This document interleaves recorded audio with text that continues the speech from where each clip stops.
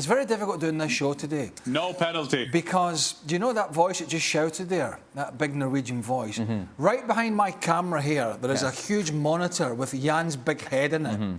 And it's very off-putting. It's distracting. It's very distracting trying to analyse these games with that big, huge head in the background.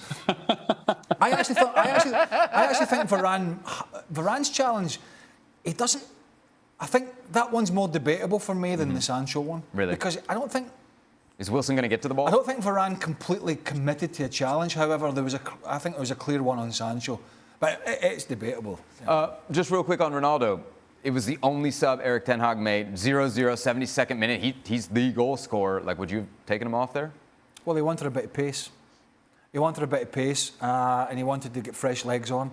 And actually, not only the header he should have scored, but he created the great chance for Fred when it was pretty much, there was no goalkeeper. I mean, isn't that the time of the game you want Ronaldo on the field? But he's not going to run in behind, is he? I mean, it's how hypothetical. Would he have been there? Would he have made that? At the end of the day, what age is he? The game's getting on. You know, he wanted fresh legs on. It's no guarantee he's going to work that way. I don't know. I mean, I just don't get this Ronaldo thing. If you didn't know who Ronaldo was and you just pitched up to watch this game, and somebody said, "Who would you take off because you've got a centre forward on the bench?" Ronaldo's the guy you would have taken off. He never looked like scoring, and he hasn't really looked like scoring for a long time. So, listen, you got to make a calculated, smart, rational decision, and it was the right one, and it turned out to be the right one as well because, as Craig said, what Rashford did when he came on.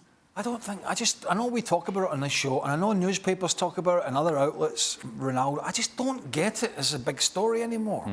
His career is going down the way. Brilliant as it's been. I mean, unbelievable. Him and Messi for a decade. But for me, it's not the big story anymore. There's a bigger picture at Manchester United. And that's forward thinking, not being reliant.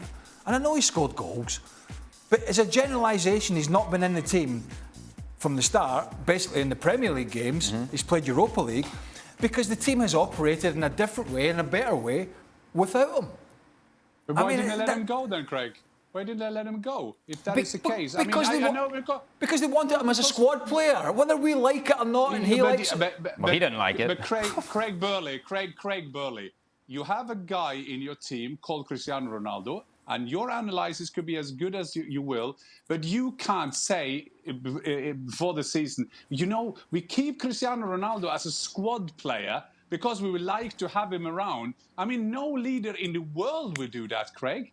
So if you have to decide, if you keep him, it's not correct. No, you won't keep him. You won't keep him. It's not. As a squad One second. player. We're not talking about 25-year-old Cristiano Ronaldo here, right? I mean, let's be fair. No, but still, you got to ask Erik ten Hag. Hey, Jan. You got to ask Erik ten Hag. Let's be honest, right? Jan, let's be honest, right? During the summer, when all the talk was he could have gone, he wanted to go, and you're saying, why didn't you let him go? We, including myself, I can't talk for anybody else, but I thought that if Ronaldo, as much as he can't run him behind, or he can't do this and he can't do that, the one thing that I always thought was, you know what, in the penalty box, if he gets chances, he'll still score goals. You cannot say that today from what he's shown from the start of the season. He hasn't. He's had opportunities, and he has not looked comfortable at all.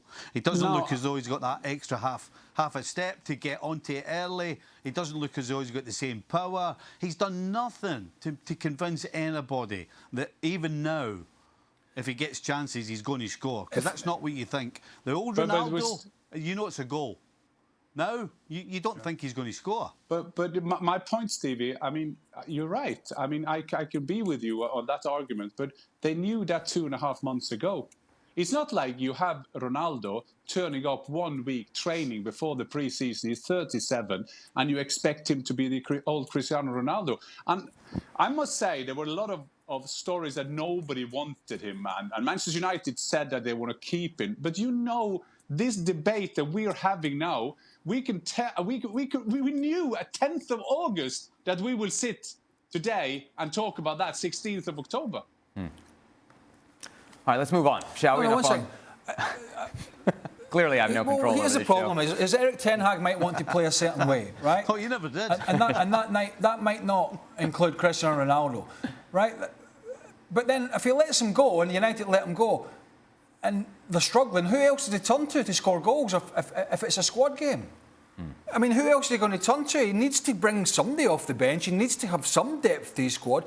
And we were told in the summer, I think it was Gab, I'm not sure, said, it's not about the money for him. He just wants to make a move. That doesn't add up. Unless it was just United that were steadfast in saying you're not going. If it wasn't about the money, surely somebody would have taken Ronaldo. Got it. The bottom line is he's a squad player for this club. Whether people think it's disrespectful or people think it's the right thing, it's the manager's decision. Well, thank you very much for watching ESPN on YouTube. For more sports highlights and analysis, be sure to download the ESPN app. And for live streaming, premium content, and let's not forget as well, ESPN FC 7 days a week. Subscribe to ESPN+.